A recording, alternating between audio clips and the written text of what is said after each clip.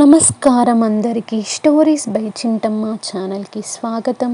ఇవాళ మనం వినబోయే కథ గణపయ్య మరియు చంద్రుడు కథ. వినాయక చవితి సందర్భంగా వినిపించే ఒక కథ ఇది. ఈ కథలో గణపయ్య మరియు చంద్రుడు మధ్య జరిగిన సంఘటనను తెలుసుకుందాం. ఒకసారి వినాయక చవితి రోజున గణపయ్యను ఎంతో భక్తితో ప్రజలు పూజించారు. ఆ పూజ తర్వాత గణపయ్యకి ఎంతో ఇష్టమైన మోదకాలు నైవేద్యంగా పెట్టారు.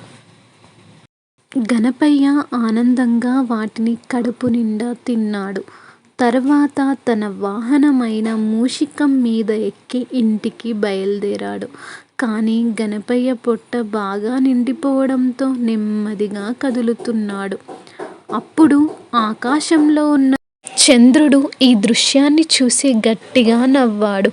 హహహ, ఈ బొద్దు దేవుడిని చూడండి, ఎంత తిన్నాడో, ఎలుక మీద కూడా కూర్చోలేక ఇబ్బంది పడుతున్నాడు అని ఎగతాళి చేశాడు. గణపయ్య ఆ ఎగతాళిని విని కోపంతో చంద్రుణ్ణి శపించాడు.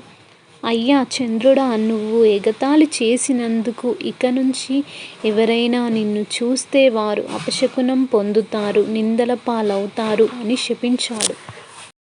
చంద్రుడు భయపడి వెంటనే, ప్రభు క్షమించండి, నేను తెలియక తప్పు చేశాను, నా శాపాన్ని ఉపసంహరించండి అని అన్నాడు. గణపయ్య కరుణతో, సరే చంద్రుడా, నా మాట వెనక్కి తీసుకోను, కానీ ఒక మార్పు చేస్తాను. ఎవరైనా వినాయక చవితి రోజు నీ రూపాన్ని చూస్తే వారికి అపశకునం కలుగుతుంది, నిందల పాలవుతారు.